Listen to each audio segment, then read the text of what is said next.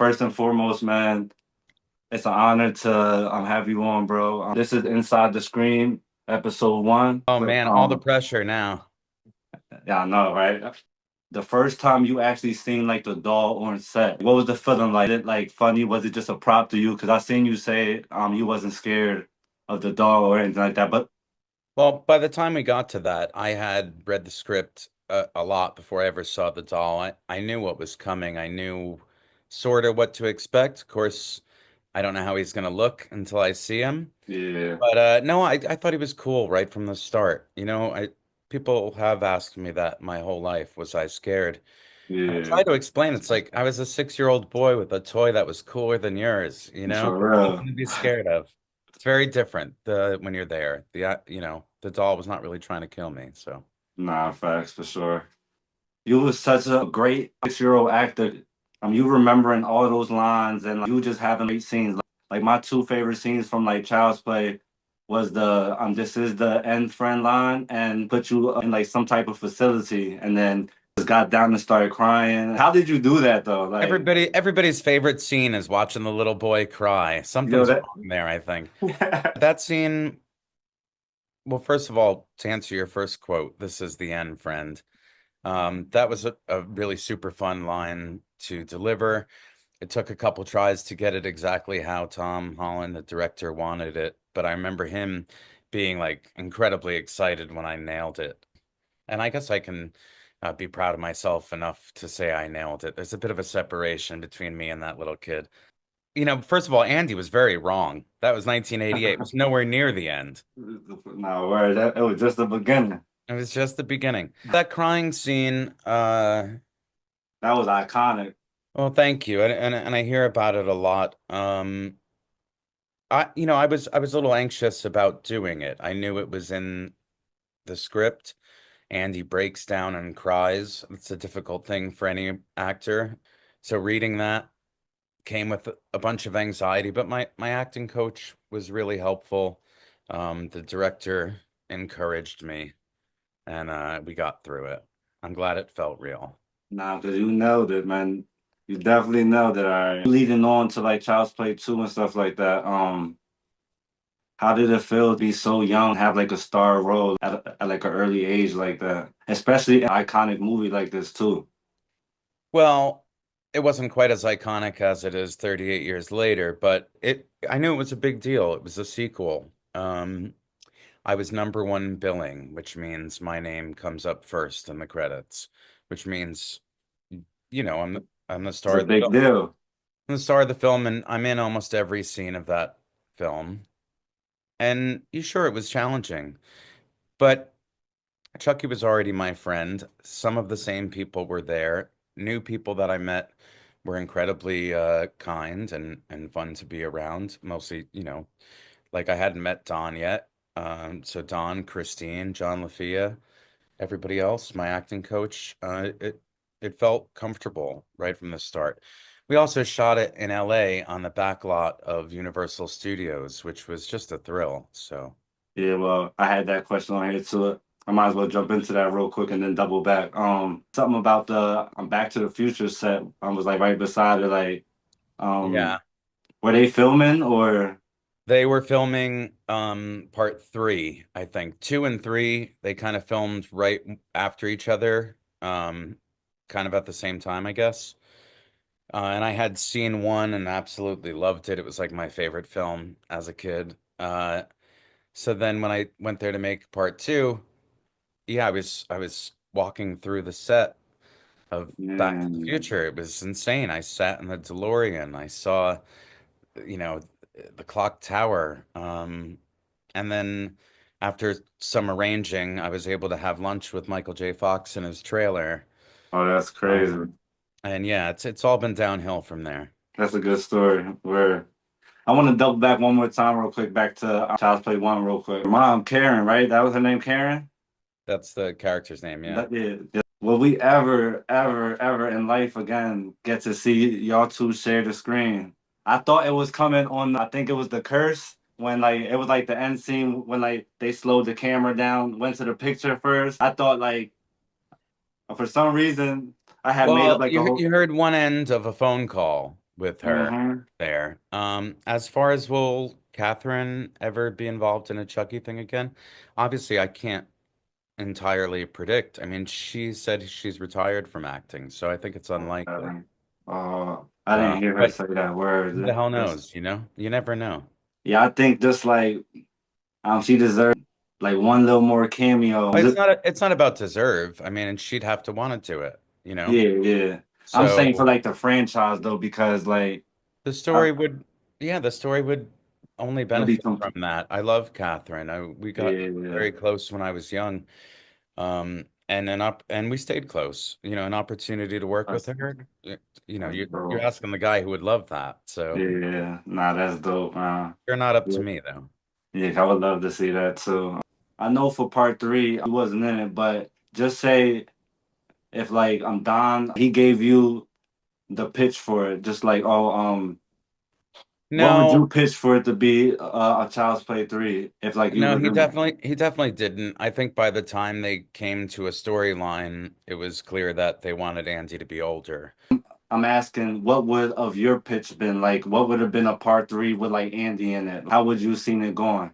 I spent no time thinking about that. Okay. I don't even though I consider myself a bit of a writer and certainly a creative person, I spend no time writing Chucky stuff that's not real. That's not real. Other than like a little like writing exercise that I did once for fun. But no, I Don does everything perfect Yeah, yeah. as far as I'm concerned. I would never even spend time thinking about it. Not to mention that's especially now that, you know, I never know if I'm going to return as Andy again. I don't really fill in the blanks until there's new material.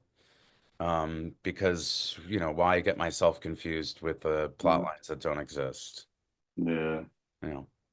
Nah, where I had a question. It's about Bride of Chucky. There's a scene where like, it's like a horror room. They have like the Michael Myers mask. They have like all different kinds of horror stuff in it. Was there like a meaning to that, or do you know why that was in that movie? No, I was in high school smoking pot. I didn't know the first fucking thing about what they were doing. No, weird. That probably leads to like this question I was gonna ask also, but it's probably I'm gonna still shoot for it. Have you ever heard of like a crossover between any franchises with Let's Play? I mean, I've heard fans suggest such Yeah, things. yeah, but like You nothing know, like Don's been asked questions about it, but no, nothing's ever really built momentum to do anything like that, as far as I know. I don't expect that we will ever do anything like that. But again, I don't know. who would have been a good choice for you though if like you Freddie, look for clearly Freddie. Hey, Freddie would have been my favorite. I remember hearing once someone saying something about when Chucky dreams, he dreams of Freddie. that's Um, or when Freddie, I'm sorry, when Freddie dreams, he dreams of Chucky. When Chucky dreams, he dreams of Andy, evidently. nah for real. Uh, but yeah, Freddie would have been a lot of fun. But no, I don't see that happening. I don't see any crossover happening. But you never know.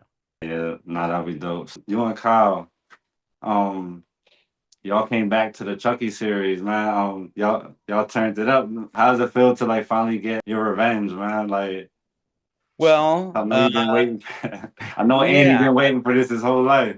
I got a taste of revenge in Curse of Chucky, and then Cult, we expanded a little bit on maybe the psychological damage that Andy's endured over his lifetime.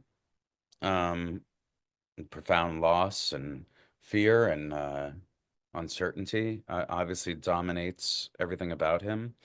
So it was fun to play on that in Cult.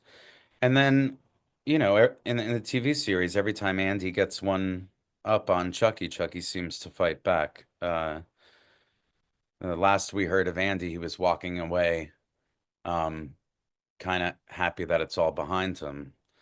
I don't know how long in his life he will continue to believe that. That van scene where you killed like multiple Chuckies, man. That joint, Yeah, I took out a good 30 in one nah, shot, yeah, that was which definitely has dope. certainly cemented my claim to the fact that I've killed more Chucky dolls than I've killed Chucky more times than anyone in the world. So And Andy definitely deserved that though, man. And also that scene where like you shot him in the mouth at the end, that joint was so real too. Yeah, Like the way like a effects chunk of that just were blew great. off. Yeah, absolutely. That was awesome for real. And so, what's like the big difference and like how does it feel to like work with like the new era and basically been through like every era of the Chucky? So what's the differences? I mean, it's very similar. The character is still the same to me. Andy still feels the same. Some of our Chucky family has been there throughout. But working with all new people, especially the kids and Devin, it was really fun. Making the TV series is not that much unlike making a film. We kind Okay. of shoot it like a film. It's just more people involved. It's a bigger production. It takes longer. But yeah, I mean, over that 3 years, in a sense, we kind of got like 12 Chucky films in 3 years. It's pretty great. And that series was like awesome. Like I was looking forward to every week right before work because I work night shift, so I'll catch it right before I go in every week. That Well, joint. so was I. I got a few sneak previews along the way. But for the most part, I was watching things with you guys. I Oh, know what happens in the script. I know the story. I was there for some of it, but you never know how it's going to look. You never know how it's going to come together. Some of the graphic designs and editing and like the title screens and like there's just so many things that I couldn't predict and that I never knew. So that was really truly thrilling to watch it week to week with fans. I know so many people like to binge things these days. yeah. I actually prefer the week to week. Gives you time to process and look forward to it. And And that's it, how I watched all my favorite shows growing up. So I still, them cliffhanger ain't. I mean, them cliffhanger endings always get you though too. So that should well, I make mean, you if you want. think about it, we've kind of cliffhangered every single time. So That joint keep you that's like not off coming brand every for week us. though. That Yeah. will keep you coming every week. Like dang, like It was nah, so but brilliantly done. Honestly, I think top to bottom cast crew, and show run brilliantly by Don. We couldn't be more proud of that series. not. And for like you came back to like curse and stuff like that. For like you taking like long time off. I think like you never lost a step for real. You still like after taking so much time off, you still came back and like you nailed it. Like if you never left for real. I Well, just want to thank give you. you kudos. You know what I mean? It's a kind thing to say. I certainly appreciate that. Why don't you think like none of these franchises, let's say for example, like Friday the 13th, Nightmare on Elm Street, Child's Play, Leprechaun, Hellraiser, like the list goes on from the 80s and 90s. Why like now no franchise could like really stick and hit the way y'all did like 25 plus years later it's Yeah. still going. And don't get me wrong, because I'm a big horror fan. I love like movies like Wrong Turn, everything down the line, but it just feels like none of them like actually hit the way like the 80s and 90s did. Yeah. Well, we're not in the 80s and 90s anymore. We have to evolve with the times. Yeah. I think the reason why Chucky is still loved by so many people and why something like the TV series was possible is I hate to repeat myself, but it's all due to Don. I mean, he's kept this story consistent. Like, someone like me, I mean, this thing means a lot to me. Jennifer, it means a lot to her. Christine, Fiona, everyone who was involved. But yeah, the longer time you spend with it, the more connected you are to it and the more you want it to be great. So we're all like willing to give up everything we can to make it awesome. I was always wondering that, like, I will always ask people that question. Is just like, how come like we can't get like another like a Friday or like Well, and like I'm not. there's gonna be a TV series. They're shooting it right now. I mean, like a franchise. Like, why can't we get like franchises now that's gonna stick? The way like Nightmare on Elm Street, Yeah. Child's Play, like that stuck with me forever. Like I would still go back right now and watch a Child's Play, Freddy Krueger, Jason. But like, there's some movies out now that I was like nah. Yeah, I mean, there's probably a thousand ways to answer that question, but all I could say is, the amount of content has increased so immensely Yeah, now. Back when Chucky came out in the 80s, I mean, there were plenty of horror movies, but nowhere near as many as there are now. Not nah, even yeah. close. So maybe the connection was just stronger. And now it's a generational thing. So parents get their kids hyped on these Nah, characters, yeah, and then nah, they that's a grow up fact. and it means something to them now. And it's kind of a bonding thing between horror parents and kids. I see it all the time at conventions. Yeah, there's some deeper connection with this genre than maybe any other.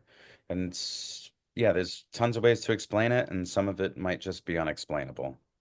Now my daughter's 6 years old and she loves Tiffany, so I Yeah. understand. Like she plays Dead by Daylight and Tiffany's a character on there, her and Yeah. Chucky. So I wish I was. nah, yeah, that would be fire. Why wasn't I the survivor? The word. Walk me through the scene where like, yo, I thought Chucky had you, man. I was like, not like this. He had you on the bed. He started stabbing you. I said, man, Andy cannot go out like this. But it ended up being a dream. Kind of walk me through that Just stuff. I just worked one day on set for that, some preparation to build like a fake head of me a couple weeks before, but I was out in Toronto and I basically shot it for one very long day. I really was tied to that bed. There really was blood That's good. everywhere. I really was getting sort of stabbed by the puppeteers, not sharply, but I did have bruises all over my chest, so I felt it. People have asked me all the time, if I'm afraid of any of this, and of course I'm not afraid, but that was a pretty real feeling. It's Nah, pretty that was. real indeed. I thought he had my boy Andy. I'm like, damn, that's Oh, crazy. good. I'm always glad to be part of a fake out. Not word. Is there any like behind the scenes story from like back then to now that like you never told or like something that like happened that like you never mentioned on an interview I before? don't know about never. I've done so many interviews, but I could tell you one that maybe I haven't told many times. You know that scene where Andy smokes a cigarette? Yeah, He takes a hit of Kyle's I'm cigarette. sure that. Yeah, So that wasn't a real cigarette. It was some sort of like herbal fake film yeah, cigarette. yeah. And I guess we practiced that in some hotel room, like a conference room at a hotel. And back then you really could smoke cigarettes in a lot of places, but I guess this smelled like weed because I think the cops came. They thought we were all smoking weed in there. Oh, Yeah, I think so. yeah, that's crazy. Yeah. So what's up next for Alex Vincent? You got the music going on, the Electric Poet. Yeah, so I mean, I've recorded, produced music for many, many, many years. I've owned a recording studio in Clearwater, Florida, for the past 12 years, where I've produced and recorded several hundred local artists. But I've always made some of my own music. Like the Electric Poet is not new for me. I've been going by that name by like 25 years, but it was Okay. on my SoundCloud. When I was younger, I was really into dance music and I would go to raves a lot. And I owned a pair of Technique 1200s myself and I was getting good at it, but I never actually performed live. And then life got busy and got in the way. And but it was always something that I wanted to do. So I did a couple conventions where I got to spin at the after party and it was incredibly fun. I enjoyed it quite a bit. I just performed in Houston at Houston Horror Film Festival. And yeah, the place was packed. Everybody was way into it. I was enjoying myself. And so it's fun. It's a way to maybe show another side of me that's been with me forever, but not in a performance capacity on stage. So I was excited to do it, and yeah, I'm gonna continue to. I'm DJing another convention, Frightmare at the Falls in October, Frightmare in the Falls. And yeah, a few others are gonna be coming down the line too. I really enjoy it. It's fun. Nah, I'm glad, man. I'm glad you're doing stuff that you love, man, because I that's all just put real. out a record too. It's called Learning to Fly under the Electric Poet. It's like tech house music. It's a continuous kind of journey of electronic music, and that is available everywhere, Spotify, Apple Music. There is a visual representation for it that I put on YouTube. So if you just search The Electric Poet Learning to Fly, or if you're already following my YouTube pages, you'll find it. I All used right. to do a podcast called The Final Note. So I think if you search Alex Vincent, The Final Note, it'll bring up the whole page. Or just go to my Instagram and go to my link in my bio and click it there. Basically, everything that I do, I run through that link tree in Instagram. You can tell people day and night to click the link in the bio. Sometimes Mhm. they don't, but all the information's there. It must be like a dope feeling to like still after all this time to like go out to like these conventions and like people like travel across the world for your autograph, for pictures and stuff like that. How does that make you feel knowing that like, there's people all over the world? Yeah, it's incredible that people appreciate it. To feel appreciated is a great feeling. You a legend, bro, for real. It doesn't come with some challenges. I like right now I'm in 14 different cities in 14 weeks in a row. The travel is a little exhausting at 44, but no, I'm so blessed to have an opportunity to engage directly with fans and hear their stories of how Chucky and Andy were impactful in their childhood and their present.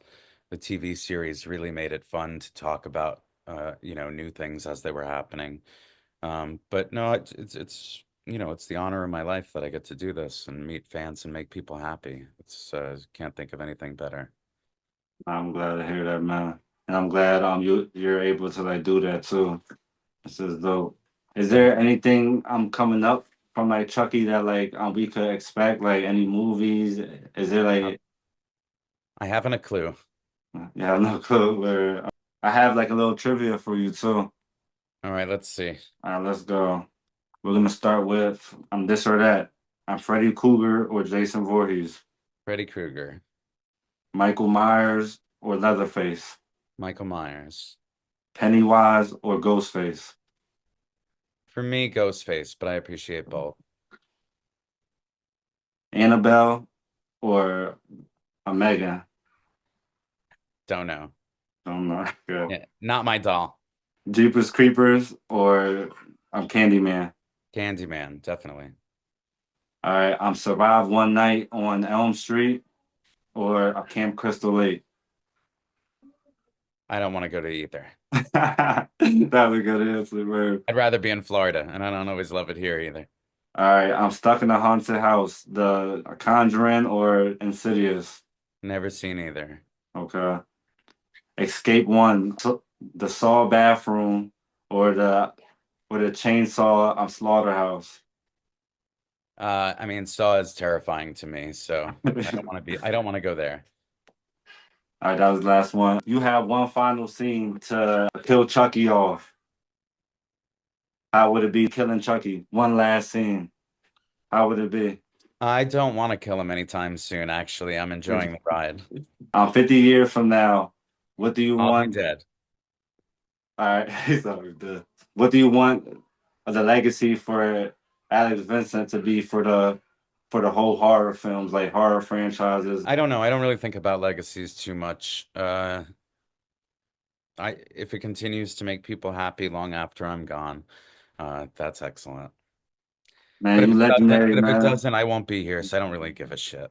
Nah, but I'm like I want kidding. to tell you too, man. You gotta like for real, like for me though, you gotta embrace that because like you really a legend, man. Like I appreciate that. for real, like It was a great opportunity in my life, and I'm glad that it continues to impact people. yeah, like you definitely impacted people. Like I wanted to tell you like a quick little story. Back when I was little, it's crazy that like I'm actually doing this interview now because back when I was little, my dad he like scared me with the doll and stuff like that. Before like I used to be petrified of like Chucky, so I was petrified all the way to like 12, I think. And like this one time, I guess like, I was like being bad in school and stuff, and then my mom called my dad and she was like, "Look, I don't know what to do anymore. You got to come get him. I'm about to tell you what my punishment was." I got to my dad's house. He was like, "Go upstairs, go to the room." So that I went up there. He had like a surround sound in like my room over there. So then right when I walked in, it was like the Umbrella Chucky menu on the TV, and like he knew how like scared I was. So Yeah. then he like put the volume all the way up, closed the door. He said, "Do not open that door for nothing." And like, I Oh mean, I man. wasn't gonna open the I'll tell door. you, so many people that were traumatized when they were kids end up being the biggest Chucky fans. So Biggest- there's yeah, 'cause something to it, I think. yeah, 'cause that's how it is now. Rest in peace to my dad. If like he was alive right now, like he would have been excited. I was scared, and like he'll always tell me, Just watch it, just watch." Like, no, I'll be too scared to. So, but I mean, like this is dope how like it all turned back, and like years later, I'm actually interviewing Alex Vincent from Well, Child's I Play. appreciate that very much, man. Thanks for having me, man. I appreciate it. Nah, you no problem. I appreciate you for the episode one for Inside the Screens. It was an honor and a privilege to have you on, man. I appreciate you again, bro. Well, thank you so much, dude. I appreciate you greatly. All right, man. You take Enjoy, care. man. Stay in touch.